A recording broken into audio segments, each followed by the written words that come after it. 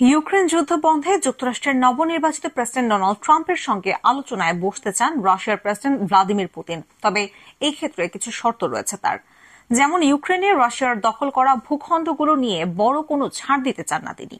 আর পশ্চিমা সামরিক জোট ন্যাটোতে যোগ দেওয়ার ইচ্ছা ত্যাগ করতে হবে ইউক্রেনকে। ক্রেমলিনের এই ভাবনার বিষয়ে জানাশোনা আছে এমন 5টি সূত্র এই তথ্য জানিয়েছে। ইউক্রেন যুদ্ধ দ্রুত বন্ধের প্রতিশ্রুতি আগেই দিয়েছিলেন ট্রাম্প। 5 নভেম্বর মার্কিন প্রেসিডেন্ট নির্বাচনে জয় পেয়েছেন তিনি। এমন এক সময় ট্রাম্প হোয়াইট হাউসে বসতে চাচ্ছেন যখন ইউক্রেনের যুদ্ধক্ষেত্রে বড় অগ্রগতি পাচ্ছে মস্কো। এই অগ্রগতি 2022 সালের 24 ফেব্রুয়ারি যুদ্ধ শুরুর দিকের চেয়ে অনেক বেশি। এই মুহূর্তে ইউক্রেনের যে পরিমাণ ভূখণ্ড রুশ বাহিনীর দখলে রয়েছে তা আকারে যুক্তরাষ্ট্রের ভার্জিনিয়া অঙ্গরাজ্যের সমান। রাশিয়ার সাবেক ও বর্তমান 5 কর্মকর্তা পরিচয় প্রকাশ না করার শর্তে জানিয়েছেন, ট্রাম্পের মধ্যস্থতায় কোনো চুক্তি হলে তাতে ইউক্রেনের চলমান সম্মুখ সারির যুদ্ধ বন্ধে রাজি হতে পারে ক্রেমলিন। এছাড়া পূর্ব ইউক্রেনের দোনেস্ক, লুহানস্ক, জাপোরিজিয়া ও খেরসন অঞ্চল ভাগাভাগির বিষয়েও আলোচনার সুযোগ রাখা হবে। এই 4 অঞ্চলকে বর্তমানে নিজেদের বলে দাবি করে রাশিয়া। অঞ্চলগুলোর 70 থেকে 80% রুশ বাহিনী নিয়ন্ত্রণে রয়েছে। এছাড়া ইউক্রেনের উত্তর ও দক্ষিণাঞ্চলে খার্কিভ ও মিকোলাইভের অল্প যেসব এলাকা রাশিয়ার দখলে রয়েছে সেখান থেকে সেনা প্রত্যাহারে রাজি হতে পারে ক্রেমলিন। চলতি মাসেই পুতিন বলেছিলেন, যদি কোনো যুদ্ধবিরতির চুক্তি হয় তাহলে তা যুদ্ধক্ষেত্রে বাস্তবতার নিরিখেই হবে। তিনি এই আশঙ্কা প্রকাশ করেছিলেন যে স্বল্প সময়ের জন্য যুদ্ধবিরতি চুক্তি হলে সময়টা ইউক্রেনের সামরিক শক্তি বাড়ানোর কাজে লাগাতে পারে পশ্চিমারা।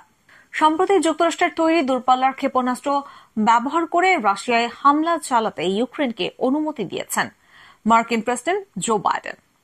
দেশটির এই পদক্ষেপের কারণে যুদ্ধবিরতির চুক্তিতে পৌঁছাতে জটিলতা ও বিলম্ব দেখা দিতে পারে বলে জানিয়েছে সূত্র। রাশিয়ার কট্টরপন্থীদের চাওয়া অনুযায়ী ইউক্রেনের আরো বড় অংশ দাবি করে বসতে পারে মস্কো। যুক্তরাষ্ট্রের তৈরি দূরপাল্লার ক্ষেপণাস্ত্র দিয়ে রাশিয়ায় হামলার পরপরই মস্কো বলেছে, এই পদক্ষেপে যুদ্ধের পরিস্থিতির বড় অবনতি হয়েছে।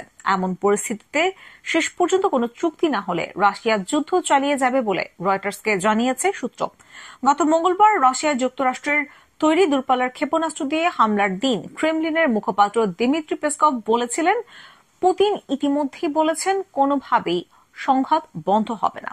আর ক্ষেপণাস্ত্র ব্যবহারের অনুমতি দিয়ে এই যুদ্ধের ভয়াবহ অবনতি করেছে যুক্তরাষ্ট্র। সূত্রদের একজন বলেছেন, ইউক্রেন ঘিরে পশ্চিমাদের একটি নির্মম সত্য মেনে নিতে হবে। সেটি হলো, ইউক্রেনকে একটা সমর্থনের পরও তারা যুদ্ধে রাশিয়ার বিজয় ঠেকাতে পারবে না।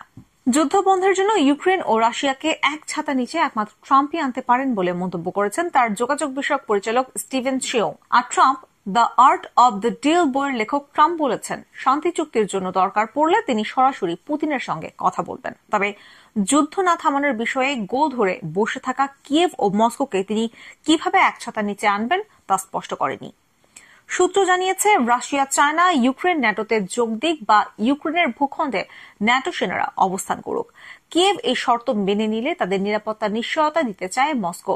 এছাড়া ইউক্রেনকে নিজেদের সামরিক বাহিনীর আকার কমানো এবং দেশটিতে রুশ ভাষীদের বাধা না দেওয়ার প্রতিশ্রুতি দিতে হবে ক্রেমলিনকে। 1973 সালে তৎকালীন সোভিয়েত ইউনিয়ন ছেড়ে যুক্তরাষ্ট্রে চলে যান দিমিত্রি সিমেস। যুক্তরাষ্ট্রে অবস্থান করছেন, কিন্তু রাশিয়ার সঙ্গে খুব ভালো যোগাযোগ আছে এমন বিশেষজ্ঞদের একজন তিনি। সিমেস বলেন, ইউক্রেন যুদ্ধ থামানোর জন্য দ্রুত একটি যুদ্ধবিরতি চুক্তি করা যেতে পারে। তবে একটি দীর্ঘমেয়াদী চুক্তিতে যাওয়া রাশিয়া ও ইউক্রেনের জন্য খুবই চ্যালেঞ্জের, কারণ এর সঙ্গে দুটি দেশের নিরাপত্তার উদ্বেগের বিষয়টি জড়িত। ইউক্রেনের 18% অঞ্চল এখন রাশিয়ার নিয়ন্ত্রণে। এর মধ্যে 2014 সালে ইউক্রেনের ক্রিমিয়া উপদ্বীপের পুরোটাই দখল করে নেয় রুশ বাহিনী। আর দেশটির দোনেস্ক ও লুহানস্ক অঞ্চলের 80% এবং জাপোরিজিয়া ও খেরসন অঞ্চলের 70% বেশি রাশিয়ার দখলে। এছাড়া খার্কিভ ও মিকোলাইভের 3% কিছুটা কম এলাকা নিয়ন্ত্রণ করছে মস্কো। সব মিলিয়ে ইউক্রেনের 1,10,000 বর্গ কিলোমিটারের বেশি এলাকা বর্তমানে রাশিয়ার দখলে। অপরদিকে রাশিয়ার কুরস্ক অঞ্চলের মাত্র 650 বর্গ কিলোমিটারের মতো নিয়ন্ত্রণ করছে কিয়েভ। সূত্রের তথ্য অনুযায়ী পুতিন এমন একটি যুদ্ধবিরতি চুক্তিতে রাজি হতে পারেন যাতে দোনেস্ক, লুহানস্ক, জাপোরিজিয়া ও খেরসনের বেশিরভাগ অঞ্চল মস্কোর অধীনে থাকবে। এতে পূর্ব ইউক্রেনে রুশভাষী ব্যক্তিদের সুরক্ষা নিশ্চিত হবে। পাশাপাশি ক্রিমিয়ার সঙ্গে যুক্ত স্থলপথও নিরাপদ থাকবে।